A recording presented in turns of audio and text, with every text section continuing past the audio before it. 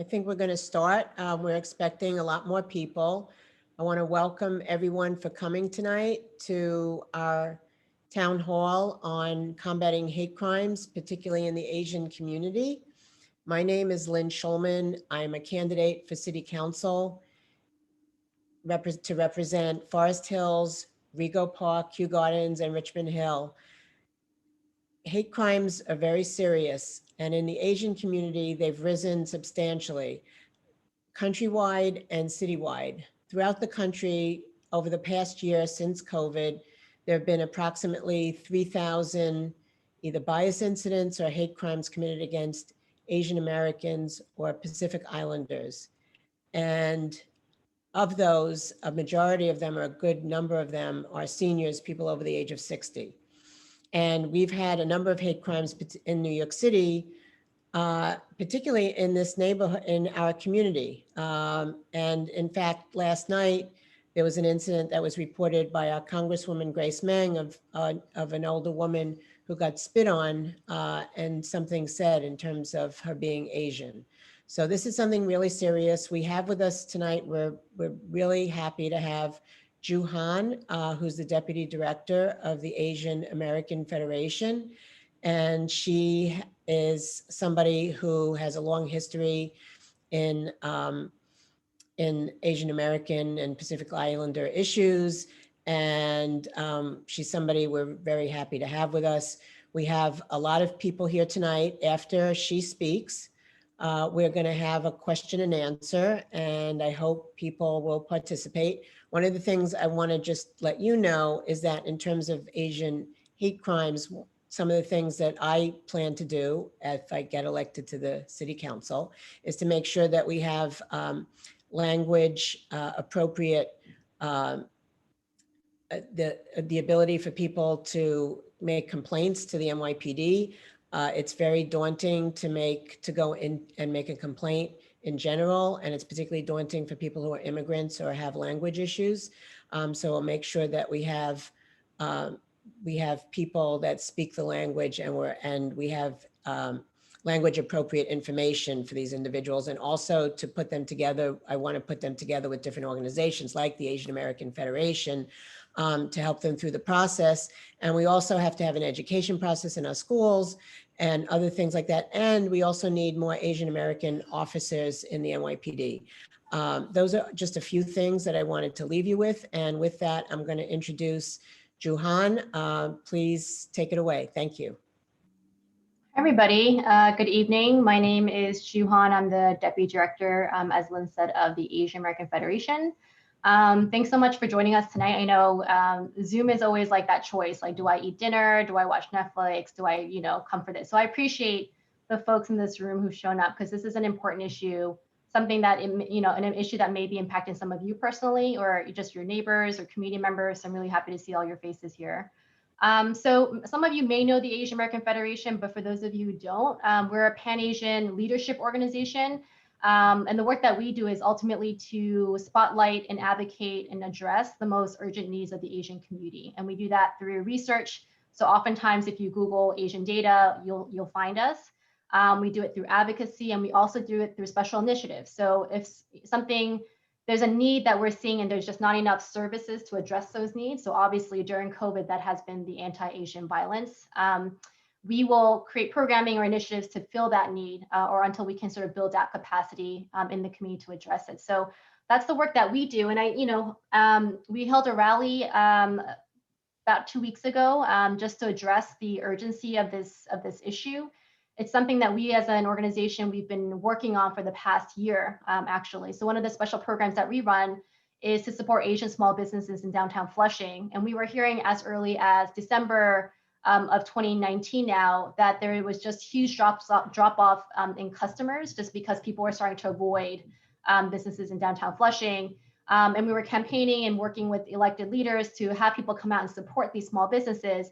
But we also knew that this was something that wasn't going to go away. We knew that individuals would start to get targeted. So the work that we did was setting up a reporting tool to capture data, which I'm going to just talk a little bit about in a minute. And then just doing a lot of advocacy to push the city and other leaders to have a coordinated response for to address the surge in anti-Asian violence, and also to just provide more resources, some community solutions so people could have more safety. So that's the work that we've been doing, and I'll share a little bit about that. And I'm hoping that tonight could be more of a conversation instead of me just sort of talking at you. I just want to share a little bit of the data that we've collected as a research organization, but I'm really interested to hear from all of you what you're experiencing, what you're seeing, what resources you'd like to see, but also if there are things happening in the community that we should be aware of. In this district, you have, at last count that we were doing a city district profile, 33% Asian. That's a significant part of your community. A third of you are identified as Asian American. So this is obviously an issue that impacts many of you here. I'm going to share my screen.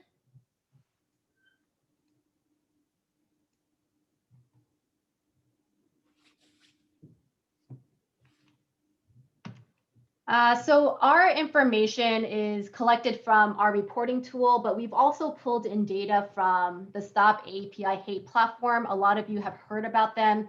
They're consortium organizations out in California, and they've been a national reporting tool where people are from all over the country, just letting them know if there's been anti-Asian bias incidents. So we pull data from that. We've also pulled data from NYPD as well as the Commission on Human Rights. So this information is a little bit outdated because as of the end of December in 2020, Stop AAPI Hate, they actually collected close to 3,000 incidents of anti-Asian bias. And in New York alone, when we count their numbers, our numbers, NYPD and Commission on Human Rights, we're actually looking closer to 500 incidents in 2020. So this doesn't include the most recent incidents that have received a lot of media coverage. And we also know the majority of incidents that do happen actually are not reported in any type of way. So of the data that we've collected, over 80% of people said that they actually didn't report it to the police, right? So it happened, they wanted to report it somewhere. Some of them asked to be connected to resources, but mostly it was just kind of kept quiet. And NYPD has, I think as of the end of 2020, they said they had 28 incidents of hate crimes. And that's, not that many if you think about the 500 that we've collected. And that's because the narrow definition of what constitutes a hate crime, most incidents don't rise to the level of that. So what that means is that not necessarily everyone's looking to have it designated as a hate crime, but it also might mean that people who are targeted don't have access to victim services. They might not have access to other support services that they might need, like victims compensations funds and things like that. So that's a problem. That's why we've been advocating to have support to have our online reporting tool, which is available in 7 Asian languages, like readily accessible, and like more just like information disseminated out to the community, because it is important that we understand what is the breadth of the problem and the depth of the problem so that we can figure out solutions that really do help us work towards safety for everybody in the community. So this is information, this data is based on Stop AAPI Hate's data, but some of this pattern mirrors a lot of what we've collected, and I'll just point out a few where the numbers are a little bit different. So the majority of incidents that people are reporting are verbal harassment, like name calling. And that's true in New York as well. The majority of incidents that people are reporting do fall underneath verbal harassment. I might say it's a little bit higher, even the 71%, but across the country, we're seeing shunning as the next frequently occurring kind of incident, and physical assaults being the next, the third most frequent. For us in New York, it's a little bit different. Verbal assaults definitely is the #1 majority, but we're actually seeing verbal assaults / physical intimidation or menacing as the second, making up about less than a quarter, and then shunning being the third frequently occurring. And then obviously you have all these other ones like the coughed at, spat upon incidents we're hearing a lot about, but I know that category was created because people were reporting that out as a separate kind of incident. Also, people are saying, workplace discrimination is also happening. Nationwide, people are saying that the majority of incidents are happening in businesses and then on public streets. But in New York, of the data that we've collected, majority is happening in the streets and then places of business. So I think that's also important to know, which means that like we want to make sure that whatever resources we do or solutions that we do come up with, we're putting in the right places, right? And it's obviously important that we involve street safety solutions, but also how do we get businesses, small businesses, as part of to be involved in our solutions effort. I want to look at a little closely at what might be some barriers to reporting, because that is important, right? We want to be able to connect people to resources if something does happen to them. So this is data from us. We're a census information center, so obviously a lot of our data looks at the particular challenges that our community faces. So most of our Asian New Yorkers are immigrants, 70%, which is a high number. A quarter of us live in poverty, and that's often surprising for folks who are not in the community, or sometimes even for us in the community, because the model minority myth constantly is something that we are battling. And so this idea that most Asian folks are doing well, are successful, are working hard, they don't need any help, that really does directly impact the kind of help they do get. But 25% of us live in poverty, and that's actually higher for some ethnic groups. And half of us have limited English proficiency. So when you think about many services in New York not being readily accessible because of the language barrier, that's a huge hurdle to receiving services, whether that's reporting, that's one thing, it's a language barrier. But also there's like language diversity in our community too, right? We have over a dozen, I think it's something actually close to over 36 languages, ethnic languages that we speak in the community. And there's uncertain immigration status for some of us in the community. That's one reason why they may not want to interact with NYPD, with the government, and also just interactions or mistrust of government is also another reason why people don't go to the NYPD.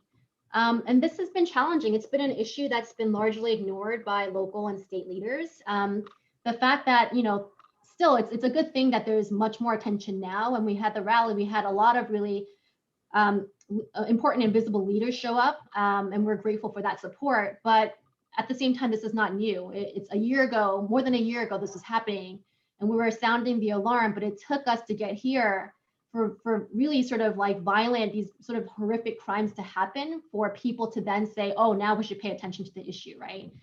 So that's been a challenge, is that the invisibility of the Asian community has really kept us from being able to get access to resources, to one, preventative, but also when people are actually impacted, whether through verbal or violent, for verbal or physical violence and systemic violence. So I wanted to share some of the reports that we've collected, just to give you a bit of detail about what people are experiencing. And it's a range. We had one person say they're a doctor who has a patient said to them that, like, your people caused this virus because you all eat dogs and shit.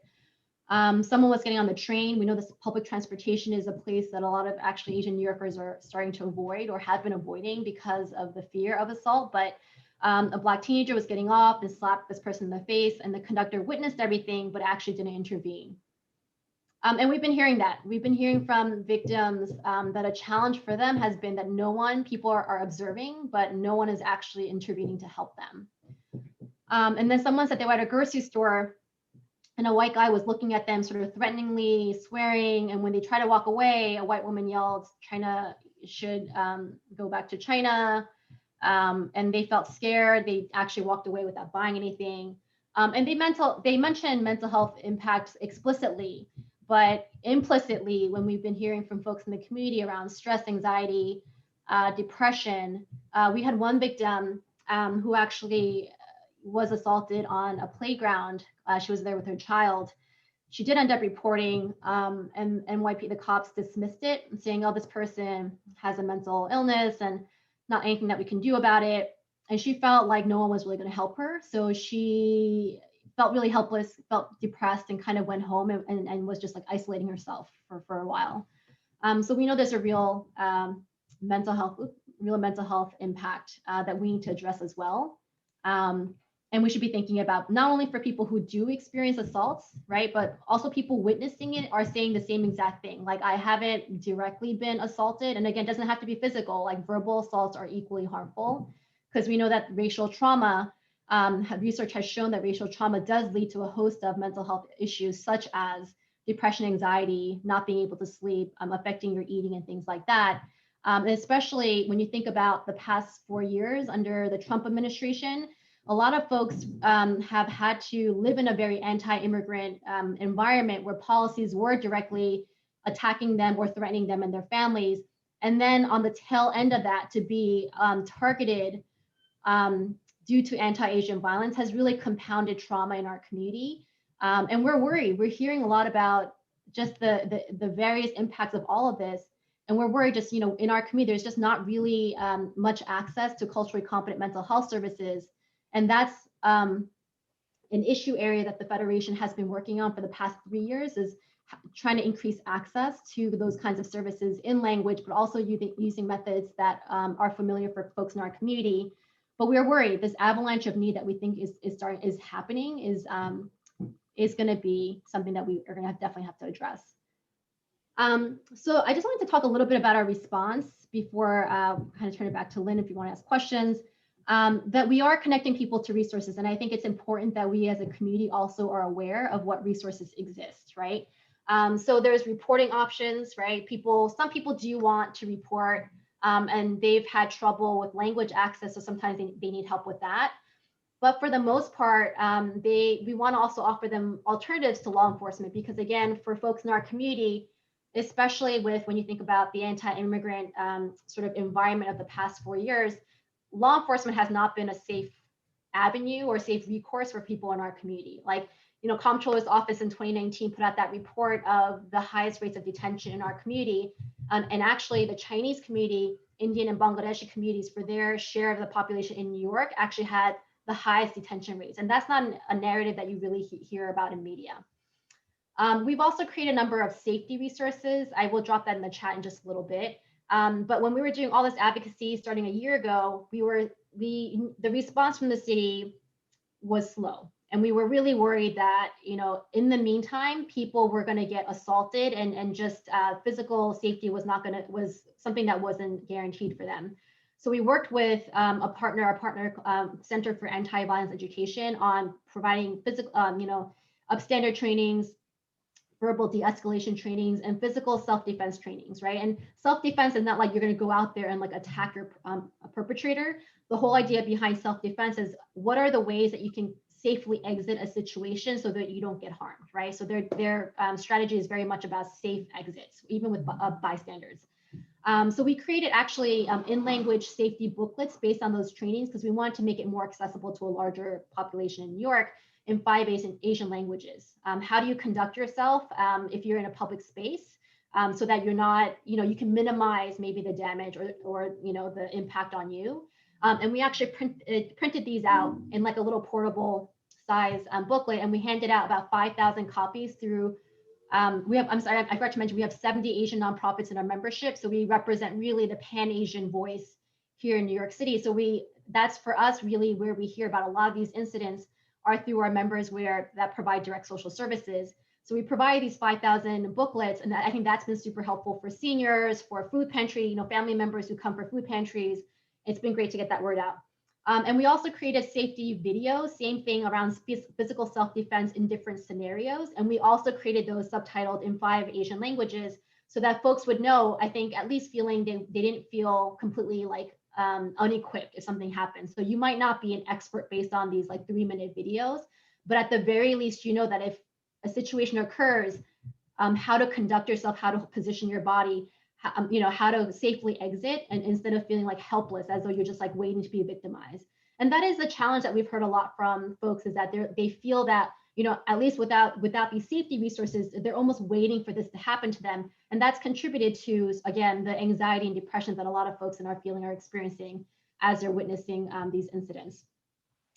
The other really important thing for impacted folks, and I would even say for people witnessing, is referring with patients or just community members to mental health providers or organizations that can provide in language and culturally competent support, whether it's through therapy or not therapy, because most people in our community, due to stigma and just the Western model of therapy, that's not where they actually receive support, right? So a lot of our, the mental health partners that we work with provide sort of integrated mental health concepts into the support that they provide for their community members. And that's really important because I know that my mom was struggling at some point with depression, and I suggested therapy.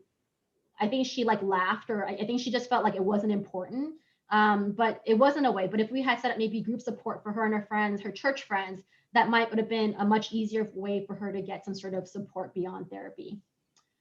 We are excited that we're in the process of creating an online mental health directory for culturally competent mental health providers for Asian New Yorkers. And in the spring or the summer, that's going to be up, and we're excited to share that, because that'll be a go-to place for people to connect community members to that support. And the one thing that we've been asking our community members is calling on leadership to address the anti-Asian racism. So I know Lynn has talked about specific solutions she has, and I think current leaders, but we also know half the council seats are up, or more than that. We have some of the key seats are up for election. And that should be a question that we're all asking. Like, what are your solutions to addressing anti-Asian racism? Because we know this is not a problem it's been a year and a half more in the making. It's going to be around for at least a couple more years, the explicit sort of anti-Asian racism. So we need to have safety resources in place. We're not waiting for these incidents to happen and then to address them. We need to have a preventative piece of it so we don't have more victims in our wake. And also, I would say a lot of you are either, whether you're within organizations or whether you're in corporations, pushing for cultural competency trainings, right? We live in a world where a lot of leadership, they don't look like us, right? So they may be, or at the very least, are they making statements of solidarity and support for not only their Asian colleagues, but all employees of color? Like, that's one, like at a minimum. But two is, are they putting their money where their mouth is? Are they making donations and support to support providing safety for the fastest growing population in New York City that is now at greatest risk for physical harm? So I think that's something we should be pushing for, and we should definitely be asking those who are in office and who are coming in what they're going to be doing for our community. And this is my information. I'm happy to share this with afterwards, but definitely follow us on social media, because we have a ton of information around our anti-Asian violence work. So I will stop my share. So thank you very much, Juhan. And, this has been very insightful. I also want to mention that we have up on my website, which is Schulman, SCHULMAN 2021.com. We have a list of resources. We have a page in terms of Asian hate crimes. So what I'm going to do now is open it up for question and answer. So if you want to ask a question, use the raise hand button on where it says reactions, and raise your hand, and we'll take some questions. Anybody have any? While we're waiting, while people are thinking and contemplating and digesting your great presentation, Juhan, I have a question. So if we see somebody getting either assaulted, or maybe step back a little bit and see that they're being harassed or something like that, what can we do as individuals? You're on mute. Yeah. So I think, I just dropped actually our safety resources in the chat that has kind of the explicit strategies that you can use to be an upstander. But everyone's sort of instinct, I think, is two things, right? Like fight or flight. When there's like imminent violence, potentially, whether it's verbal or physical, people automatically are hardwired to either fight, like get in there and try to I don't tussle in the very, I don't mean that in terms of like a physical tussle, but even like verbal tussle, right? Or flight, like just put your head down, pretend like you don't see it. And that's not helpful. Either is not helpful. There's, the 5 Ds that folks may have seen, like really circulating on social media. But, one of the things that Noel Quintana, who is a Filipino man who in February had his face slashed with a knife on a subway, his plea was, when we asked him, Noel, what would have helped you in that situation? He said, no one came to help me. Even if someone had documented what had happened with their phone camera, it would have been easier to catch the person who did this to me, so that they couldn't harm other people down the road, right? But he was like, there was a lot of people, no one did that. He was bleeding, and he had to actually stumble his way to find an attendant to help him call 911. So at the very least, document, right? You can distract them. You can, the person who's being targeted, you could say, pretend to know them and say, hey, like Sarah, oh my God, like it's been so long since I've seen you. Like, how are you? Or like, oh, like, are you getting off at the next stop? I'm gonna walk you because I have a lot to talk. Like distraction is a good thing. It's a way to sort of de-escalate certain situations. But what you don't want to do is get in there, be like, you're a racist. You shouldn't do that. Like that is going to ultimately escalate the situation. The whole idea behind any situation is how do you de-escalate to be able to kind of make a safe getaway for you and the person being targeted. So there was a question from the chat earlier, and then I'm going to recognize somebody. So the question earlier was about the classification of hate crimes and how this plays into some of this. So because it's hard to classify hate crimes because you have to show intent. So a lot of these incidents don't get classified that way. Yeah. And I think there's been a lot of conversation about sort of the narrow definitions of what constitutes a hate crime. So hate crime is there has to, in some explicit way, the perpetrator has to show they were motivated by some sort of racial bias. So if something, let's say like the Noel Quintana situation where he's just being slashed, but no words are exchanged, it's really hard to prove racial bias. And we just talked about how the majority of incidents are verbal assaults. When we were speaking to the NYPD, they said admittedly it is nearly no verbal assaults get treated ever rise to the level of hate crimes. And we were talking about the majority of incidents that's impacting people being verbal assaults and those not rising to the level of hate crimes, then like that leaves a lot of people who are experiencing that without any sort of recourse. So there's some recourse. You could go to the Commission on Human Rights and pursue civil measures. But also what's problematic is that if you're looking at NYPD, and I think when the Asian Crimes Task Force, they've said, Sergeant Stuart Liu has said, usually when they're involved, they sort of automatically, their starting point is thinking about racial bias is the starting point, right, for them. And I don't know that they're always involved in every situation, but like I think that when you have narrow definitions and you have looking at 2019, I think there were like 3 anti-Asian hate crimes, and then 2020 there's like 28 anti-Haitian hate crimes, and that's what people are looking at. You think, oh, it's not that big, like 20 people, like that's not that many people being impacted. So it kind of minimizes the problem. And the idea isn't to like slap on hate crimes onto every single incident, but it's like how do we how do we collect enough data so that it like shows the gravity of the situation, and also that we can connect everyone who is impacted to resources. So thank you very much. That was Arthur An who asked that question. And now we have Kevin, I'm hoping I pronounce it right, Lai. Can you unmute Kevin? Yes. Hello, everybody. It's Kevin Lee. Sorry. Yes. Thank you, Lynn, and thank you, Ju, for hosting this tonight. I think it's really important.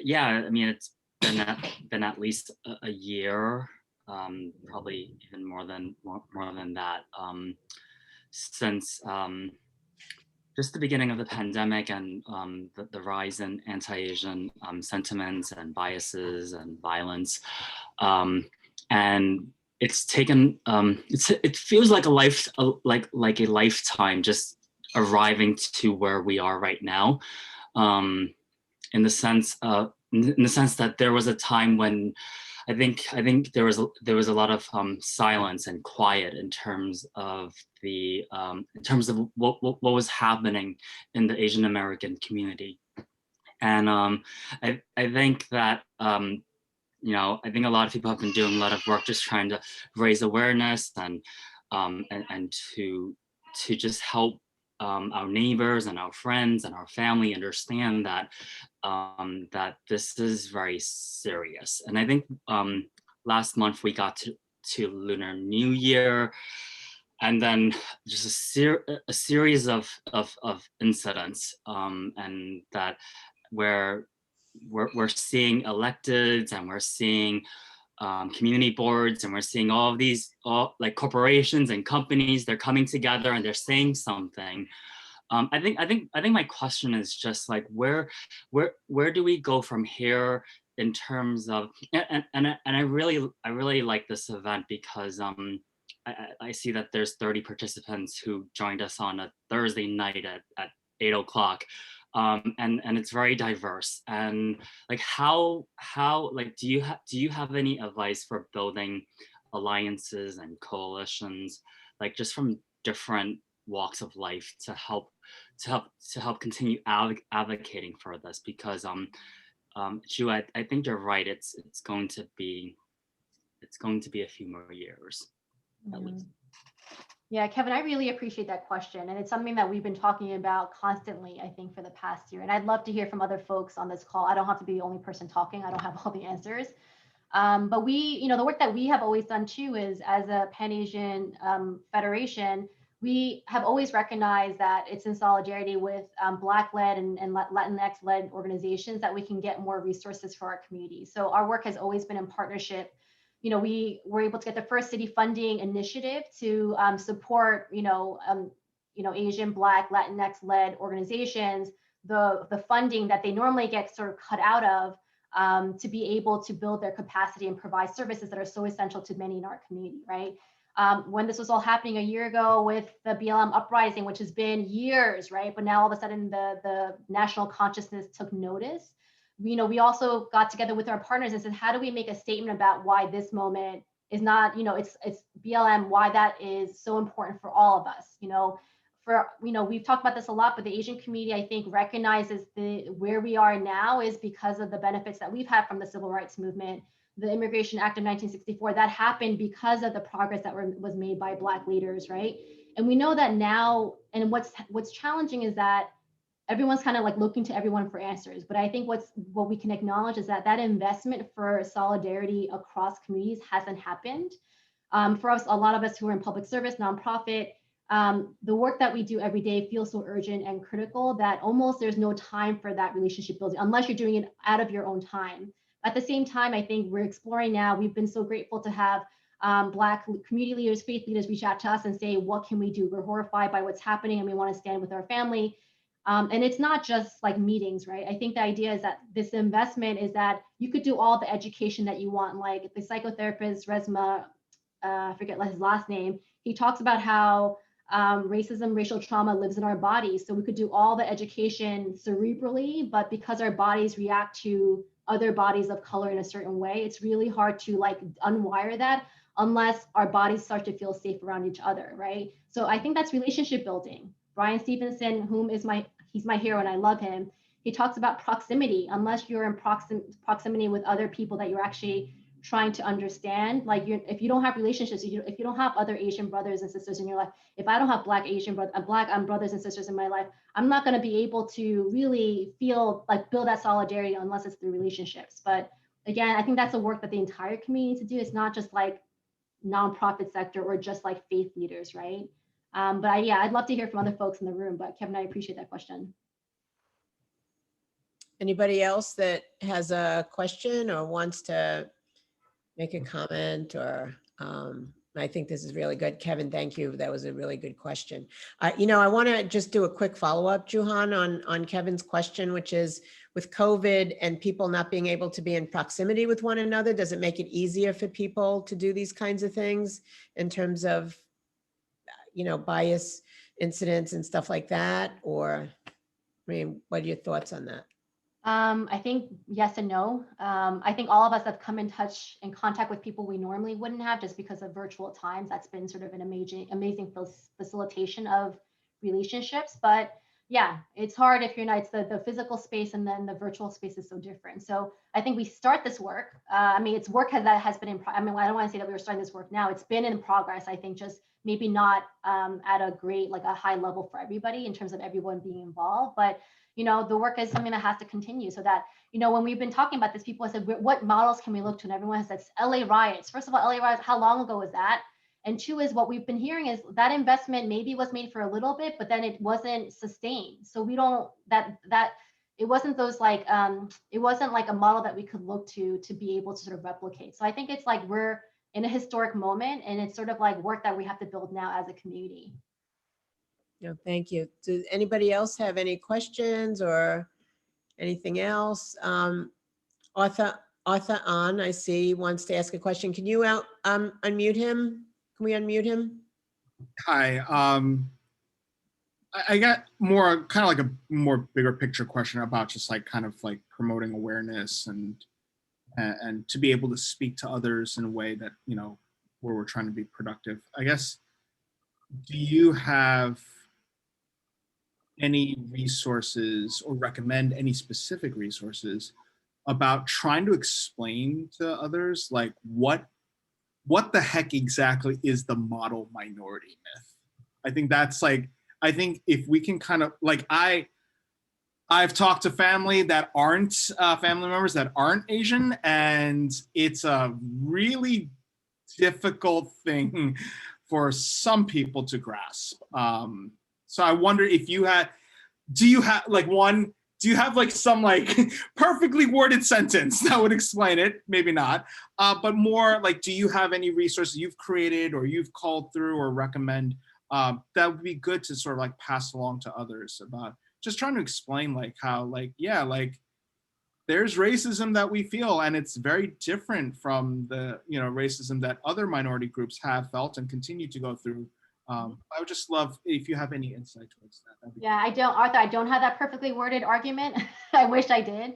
But I think one thing that Professor Jung has said, he's, you know, of the Stop API Hate platform, and something that we've all echoed in our own conversations is you can't, I think it's hard to just explain the model minority myth without providing historical context. So for people who have no idea of like one of the like largest lynchings, you know, were actually committed against Chinese, you know, worker laborers in our country, and the different forms of racism that we've experienced. And again, not Oppression Olympics, just how different communities of color have experienced racial trauma and have been terrorized in different ways.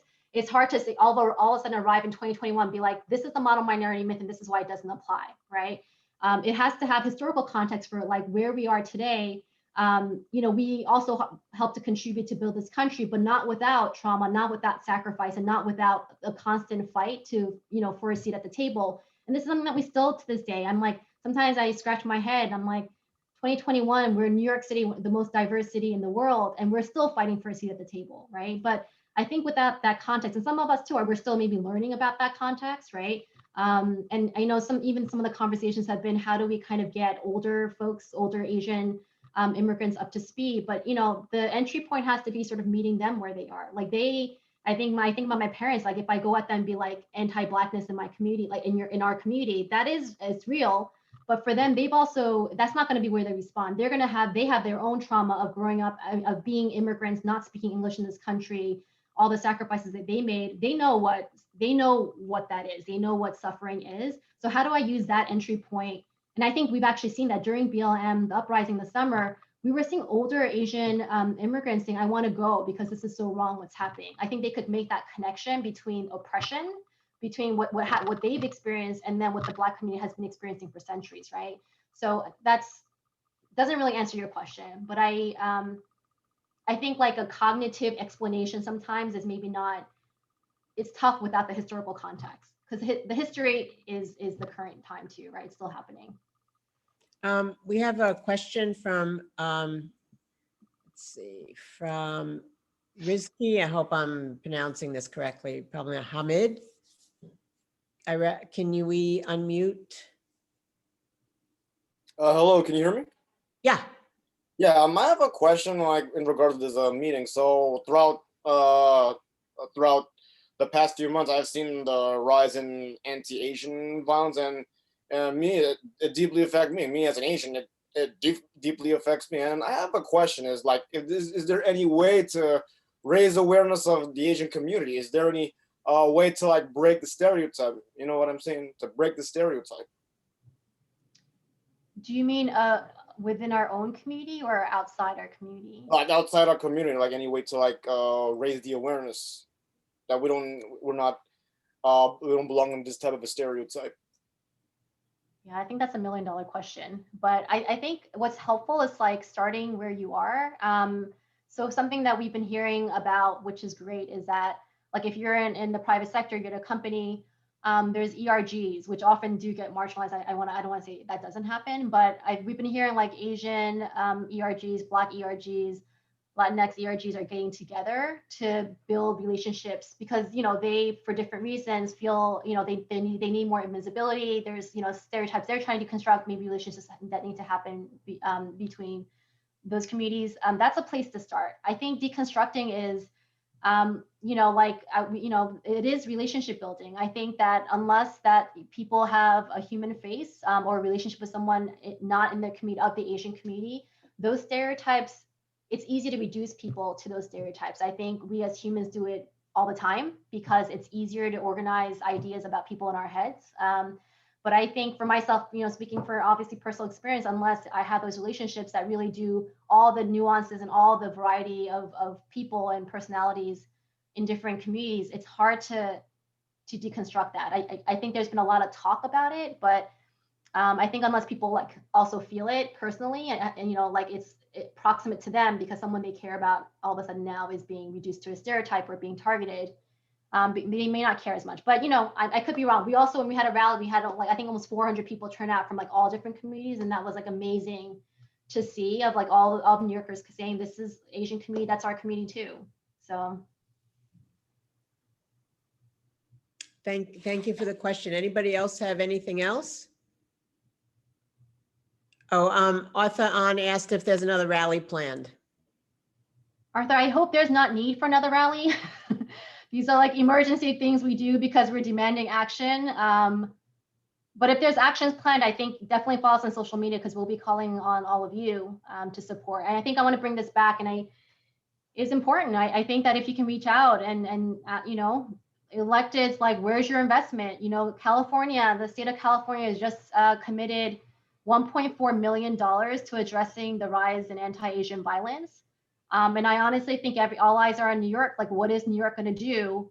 And there has not been a response yet. So I think it's just as, and we talk about invisibility, they need to hear that steady drumbeat of like Asian New Yorkers, non-Asian New Yorkers saying, what are you doing to ensure safety for our Asian brothers and sisters, but also the entire community? Because one community is targeted, we know that no community is safe. So Arthur, to your point, I hope not, but I really also hope that there's movement, and that's what we're going to be pushing for as an organization. And if you can, and Juhan, if you send the information to us too, we could put it up on my website as well, if there's another rally. Kevin Lee has another question that he would like to ask. Kevin, go ahead. Thank you. Just one last round.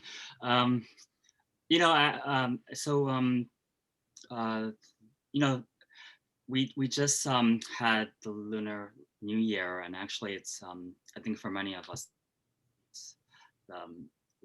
between the last New Year and this New Year, it's just been it has not been the same. One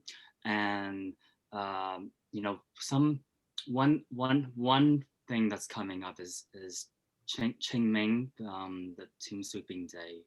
My mother called me up and she's like, okay, we should get together, we should go this year. And then there are other holidays that are throughout the year, like the Dragon Boat Festival, the Mooncake Festival, and then before you know it, it's going to be another year, and there will be another Lunar New Year. And I'm just really hoping that that we can come back strong. I really do. That quality of life and like all of those events and the ceremonies that are important to us, like it has not been the same. And since this is Lynn's event, and like something bringing it back to Forest Hills and Regal Park and Kew Gardens, just the quality of life is so important in terms of things like riding the subway, or when my 2-year-old grows up and he goes to when he starts going to pre-K, things like that. Like, we have parents who are very hesitant to send their kids back to school, or they're just out of fear of, like, for so many different reasons. And I'm really hoping to Juhan's point that the electeds, the people who are running for public office, those who are currently in public office, I think there's a lot that we can do on the East Coast. You know, there's a lot happening on the West Coast. I think there's a lot that we can do on the East Coast. It's not so much a question. I guess I just put it out there. Yep. Thank you. No, and that's very much appreciated. And I think when we can all like get together in person too, that'll be helpful. And we can work on those things. We have a couple of other folks that actually want to ask questions. Ping is first. If we can unmute Ping first, and then we'll do Deb Dillingham right after that. Hi, everyone. Hey. So this is more just a thought, not really a question, just to throw out there for everyone to kind of think about. So it seemed like people in management position or people in power actually, because of the model minority notion, that they actually do not consider Asians to be a minority in terms of seeing it from a management point of view. Now, while we face the other way, we are, because of this model minority notion that other minority groups thinks that we're actually well loved, that we don't really need any resources or help, because so we're pretty much at a point kind of just got left out from all sides, right? Because so it's just a notion to kind of food for thought, and that's it. Juhan, you want to respond to that? Yeah, you know what? A few years ago, when we were doing a program to raise awareness of like the uptick in bullying of Asian kids, and this is pre-Trump. So obviously, since then, it's gotten even worse. We held a few events on like microaggressions, like sort of daily insults and like racist injuries that a lot of Asian Americans go through. We actually held it for young Asian Americans, and we actually had the majority of folks who came were Asian American professionals. We were thinking students and really professionals, because that is a struggle. This sort of double-edged sword of this model minority myth really was never to work in our favor. It was to sort of keep us in check and also to perpetuate anti-Blackness. And I have to say, before I came into nonprofit and before I was a teacher, I did human resources for a number of years, and I just saw how performance was used as a way to police Black, Latinx, and Asian employees, and how not providing people with opportunities for leadership, because again, thinking about culture and wanting to have a certain kind of culture and organization in a company was ways that people were like not given opportunities. So the idea of having leadership that looks like you is really important, right? Like, because they're going to understand your needs, they're going to understand how to advocate, create opportunities for you. But I also what is challenged, because I know that there's also thinking about different kinds of risk within your company, is what are there ways that ERGs could and leaders could who do fill those positions, can they do more to sort of like agitate or make more of a now is the moment when everyone's sort of thinking about race more than other times, when we think about mostly white-led companies, that's not top of mind for them, so I want to acknowledge, I guess, Ping, to your point, because it wasn't really a question, that microaggressions, that piece of it is very real. And that's a question that we get a lot. I have also been asked, like, do I have a perfect guidebook to addressing microaggressions in the workplace? And I wish I did. But I would also say that, some of the verbal de-escalation, sort of the nonviolent communication strategies that we also include in our safety resources is applicable for people who have and need to maintain relationships, not someone they just encounter on the street. And it's important for us because it's not like we can just call people or leadership out, but I do think there has to be more accountability, for all leaders, especially white leaders, because they're often the ones who occupy the top positions. Thank you very much, Ping. We really appreciate your comment, and thank you, Juhan, for that response. And we're going to ask Deb Dillingham has a question. Could we unmute her? I guess common question. I do a lot of work with the DOE. And, thank you for your discussion tonight, because I know you're talking about small businesses, but that transcends down to families and children. And so we will have children returning. We have kids in the schools now. We'll have high school students soon returning to schools. And just thinking about the transition and the biases that you're talking about here tonight, and how to work through these issues upon kids' return to school. So I'm wondering if you have a partnership at all with the Coalition for Asian American Children and Families, and if you're speaking to folks at the DOE on transitioning and overcoming the biases that we've seen over the last year. And, in a sense, because of COVID, kids have been somewhat protected because they're at home. So how do you go to that next stage? Yeah, I think, and Deb, thanks for that comment. I think two things, yes and no. We're hearing both. Korean Community Services Metropolitan New York is the only Korean serving mental health clinic, and they've talked about how their high schoolers are doing better because now they are not being bullied in person as much. So there's a silver lining. But we're also hearing from schools, principals. We used to run a program several years ago for a number of years on supporting teachers teaching kids English language learners, right?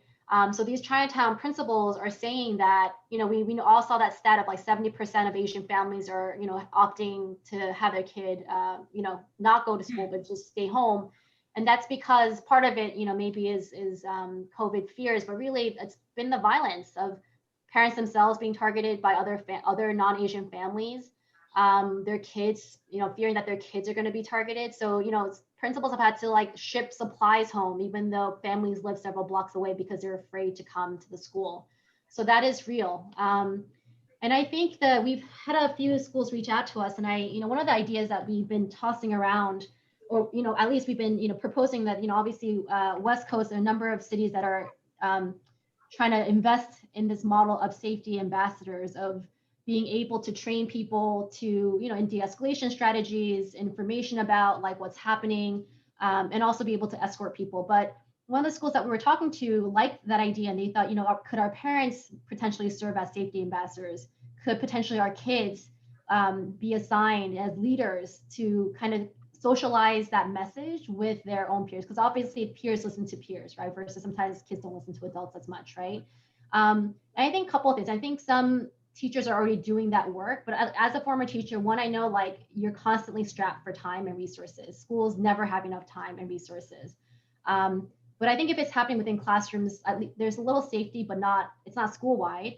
But you do have to have it be like a school-wide effort around acceptance. And when we talk about, like racism being targeted not only against Asian kids, Black kids, Latinx kids, that's been happening. It is an opportunity now to think about programs that allow kids to learn the history a bit, but also understand what does inclusivity look like. I think the challenge I have to say with that is I know sometimes some teachers they already get it, they're doing the work, and there's sometimes educators who don't necessarily get the work, right?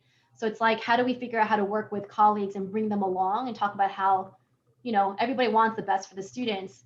But maybe that's an idea too. It's not a school assembly and that it's going to go away. It does have to be integrating some of the historical piece of it, but also like, in a time where there's been so much breakdown of relationships, how can we help kids build up those relationships again and humanize each other across like race lines? And, why does anti-Asian violence impact all of us who are and aren't Asian? I think kids have to learn the same exact message. I think adults don't have it figured out. And I think it's just a matter of we have to learn with the kids to help them figure it out too.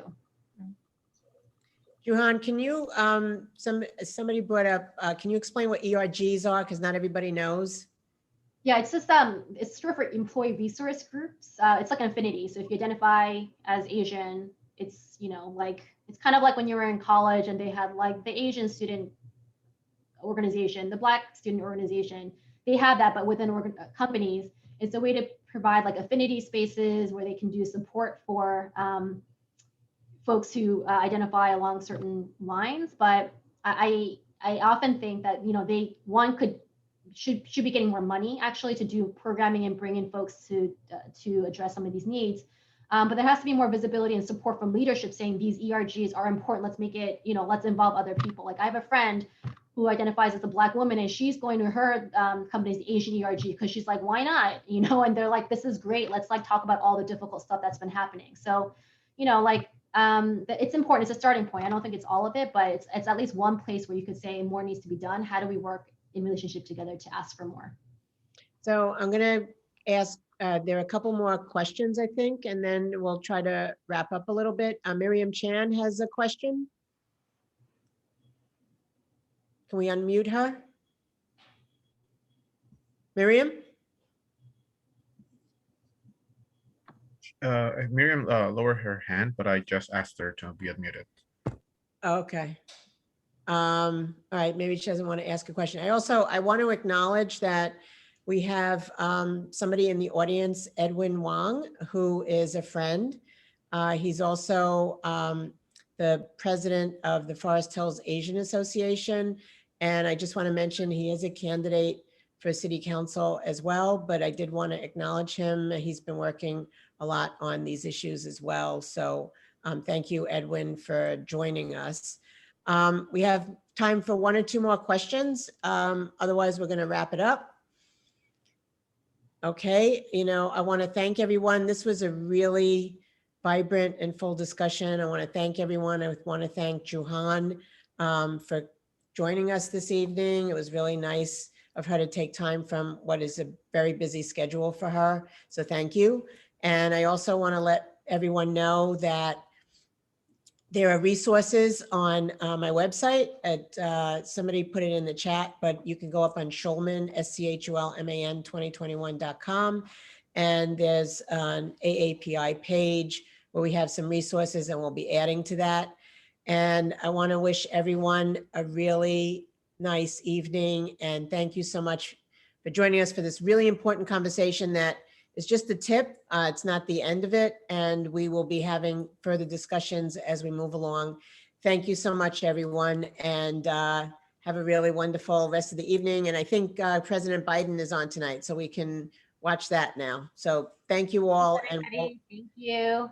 we'll come back again sometime. And thank you, Jahan.